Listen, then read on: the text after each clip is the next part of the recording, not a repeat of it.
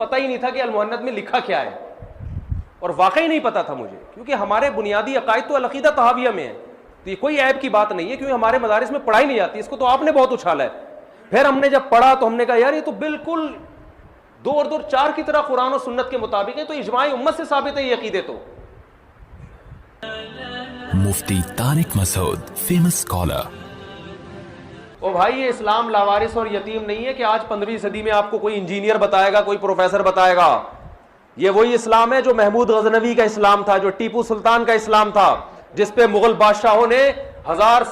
بادشاہوں نے صدیوں ہندوستان پہ حکومت کی ہے، جو عالمگیر رحمت اللہ علیہ نے بر صغیر، جس میں بنگلہ دیش، برما، پشاور، کوئٹہ، یہ سارے علاقے آتے تھے، اس میں جس میں عرب کنٹریز بھی، جو خلافت عثمانیہ کا اسلام تھا، 600 700 سال، 400، یعنی اگر آپ بہت طول دینا چاہیں تو 600 700 سال بنتی ہے، اور کچھ سمیٹنا چاہیں تو 400 سال، 350 سال کی وہ خلافت۔ اس سے پہلے خلافت تھی بنو عباس کی خلافت، اس میں بھی سارے قاضی حنفی، شافعی، مالکی، حنبلی ہوا کرتے تھے۔ اس سے پہلے بنو امیہ کی خلافت، اس میں بھی زیادہ تر قاضی حنفی ہوا کرتے تھے۔ تو یہ جو آج جس اسلام کی بات ہو رہی ہے بھائی، یہ ایسا اسلام پیش کر رہے ہیں کہ آپ کو 1200-1300 سال کا اسلام غلط لگنے لگے گا۔ ہم جس طرح سے نماز پڑھ رہے ہیں نا رفع الیدین کے بغیر، میں رفع الیدین والی نماز بھی مانتا ہوں، لیکن رفع الیدین کے بغیر والی نماز بھی محمد صلی اللہ علیہ وسلم سے ثابت ہے، سند متواتر کے ساتھ۔ عبداللہ ابن مسعود رضی اللہ تعالیٰ عنہ بغیر رفع الیدین کے نماز پڑھتے تھے، ترمذی کی بالکل صحیح حدیث ہے، انہوں نے نبی کو ایسے پڑھتے ہوئے دیکھا۔ عبداللہ بن مسعود کے شاگرد علقمہ اور اسود رفع الیدین کے بغیر پڑھتے، ان کے شاگرد ابراہیم نخعی، ان کے شاگرد حماد الکوفی جو بخاری اور مسلم کے راویوں میں سے ہیں، ان کے شاگرد امام حنیفہ، اور پھر پورا کوفہ جہاں حضرت علی نے دارالخلافہ بنایا، پھر کوفہ مسلمانوں کا دارالخلافہ بنا، وہاں سے مجاہدین پوری دنیا میں جہاد کرنے گئے۔ حضرت عثمان کے دور میں جب عبداللہ بن مسعود کوفہ میں تھے تو حضرت عثمان کے دور میں بر صغیر میں اسلام آیا، پھر وہ پھیلتا چلا گیا، کابل فتح ہوا، پشاور میں اسلام آیا۔ تو وہ جو مجاہدین آئے تھے صرف تلواریں اور بم لے کے نہیں آئے تھے، وہ نمازیں لے کے بھی آئے تھے۔ جو نمازیں وہ پشاور میں لے کر آئے، 1000 سال سے زیادہ اسی طرح سے نماز بھی پڑھی جا رہی ہے، اسی طرح سے 20 رکعت تراویح بھی پڑھی جا رہی ہے۔ عورتوں کی نماز سمٹ کے آئی تھی، وہ اسی طرح سے سمٹ کے۔ یہ حدیث کی کتابیں تو بہت بعد میں لکھی گئی ہیں، پشاور میں اسلام حدیث کی کتابوں سے پہلے آیا ہے۔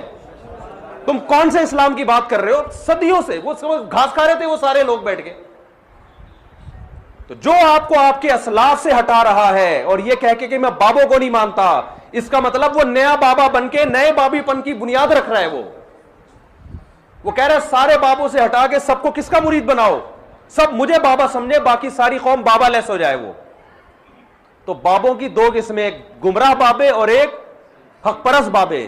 بابوں کے بغیر آپ کو اسلام سمجھ میں نہیں آ سکتا۔ یہ جن حدیث کی کتابوں کے آپ حوالے دے رہے ہو، یہ بھی بابوں نہیں لکھی ہیں،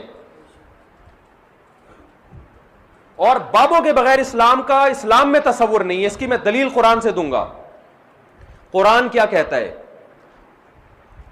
کہ اللہ نے امیین میں ایک پیغمبر کو بھیجا، یعلمہم الکتاب والحکمہ، یہ پیغمبر صحابہ کو کتاب سکھائیں گے اور حکمت کی باتیں یعنی حدیث کیا کریں گے، بتائیں گے نہیں، بلکہ بولتے کیوں نہیں، تعلیم کہتے ہیں، بتانے کو نہیں کہتے، سکھانے کو کہتے ہیں۔ نبی نے قرآن پیش نہیں کیا، یعرض علیہم الکتاب والحکمہ ہوتا پھر قرآن کہ یہ نبی ان کے سامنے قرآن اور حدیث پیش کر دیں گے، نہ نہ نہ، بلکہ کیا کریں گے، بولتے کیوں نہیں بھائی، سکھائیں گے۔ حالانکہ صحابہ کی زبان عربی، ان کو قرآن اخپل طریقے سے خود سے سمجھ میں نہیں آ سکتا تھا، نہ حدیث، بلکہ قرآن نے کہا یہ کس سے سیکھیں گے، نبی سے۔ اب آپ بتاؤ، صحابہ نبی کے بغیر قرآن نہیں سیکھ سکتے، تو کیا تابعین صحابہ کے بغیر، یعنی جس نے نبی سے سیکھا ہو اس کے بغیر سیکھ سکتے تھے؟ تو تابعین کے بابے کون تھے؟ صحابہ۔ تابعین میں بڑا مقام ان کا ہوتا ہے جن کا تعلق بڑے صحابہ سے تھا۔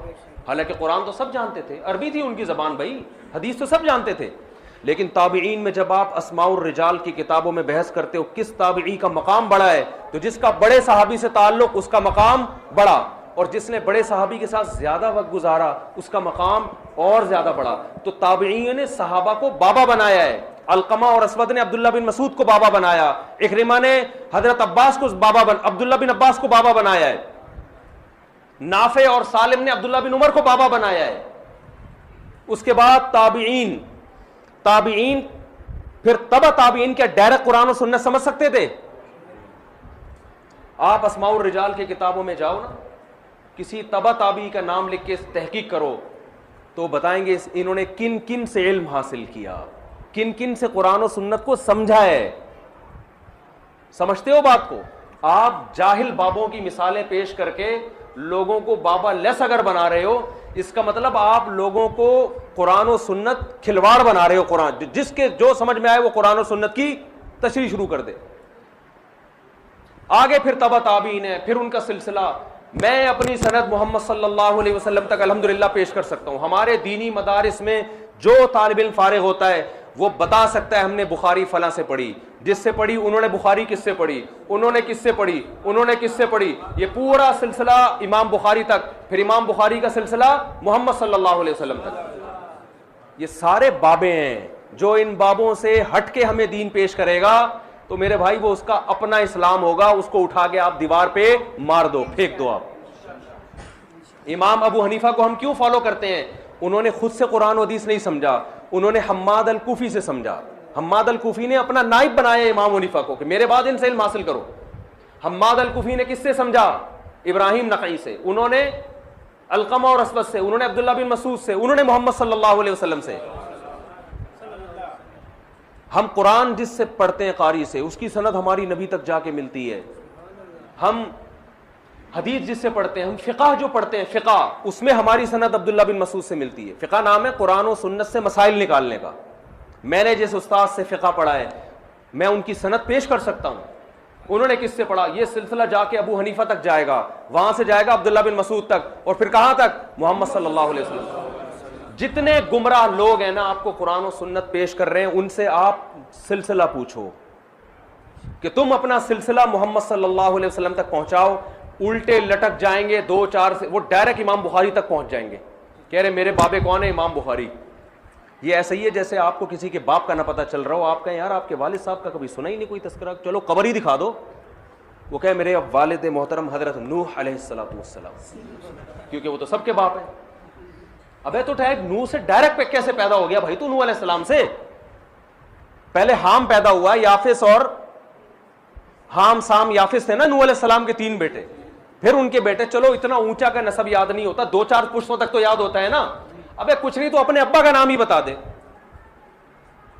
دادا ہم خود ہی تلاش کر لیں گے نادرا والوں سے رابطہ کر کے. کوئی بابا نہیں ہے, میں نے خود سے علم حاصل کیا ہے بھائی. اس کا مطلب وہ تو شکر ہے جہلم میں سامنے نہیں آیا, حقیقت بتا رہا ہوں. اور ابھی دیکھو کیسے 2-2 گھنٹے کے فالتو قسم کے کلپ. آپ ٹو دا پوائنٹ بات کیوں نہیں کرتے میرے بھائی؟ آپ بتا دیتے میں 48 گھنٹے میں کیوں نہیں آئے, بات 5 منٹ میں بھی بتائی جا سکتی ہے نا. اتنا طول دیا جا رہا ہے کہ جہاز سے نہیں آئے تھے تو جہاز سے آئے تھے تو پیدل نہیں آئے. یعنی انجینئر صاحب سے بحث کرنے کے لیے چند شرطیں ہیں اسلام میں, بخاری میں لکھی ہوئی ہیں.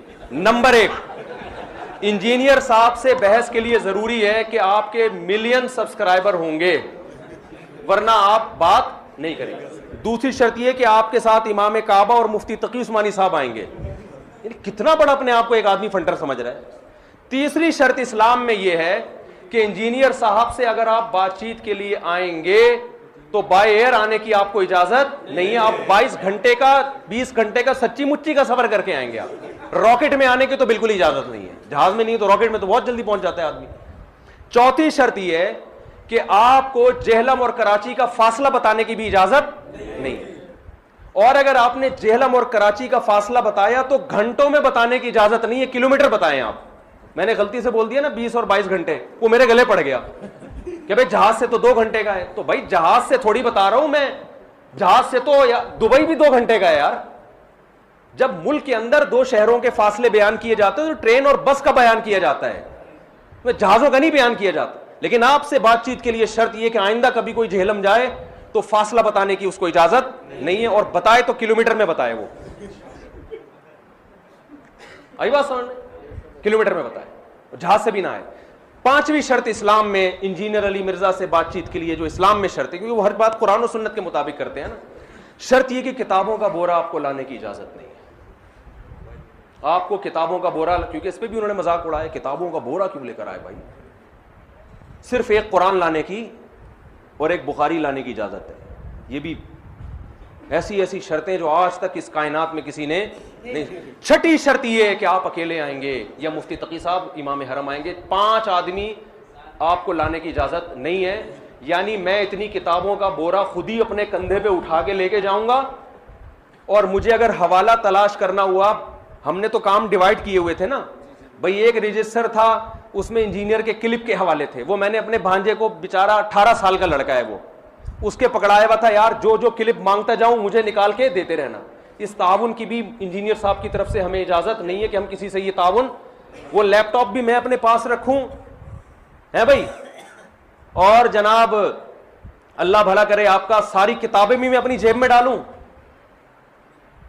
और अगर मैं वहां किसी से तलब करता हूं यार ये, मैंने एक मौलाना साहब भी थे, बहुत मेरे शागिर्द हैं, वो बेचारा अभी फारिग हुआ है जामिअतुर रशीद से दौरे से, उसको मैंने हवालों के लिए कि मैं जिस हदीस का हवाला मांगू फौरन किताब निकाल के, क्योंकि आलिम ये काम ज्यादा अच्छा करता है। ये ताउन की भी इंजीनियर से बातचीत के लिए आपको इजाजत नहीं।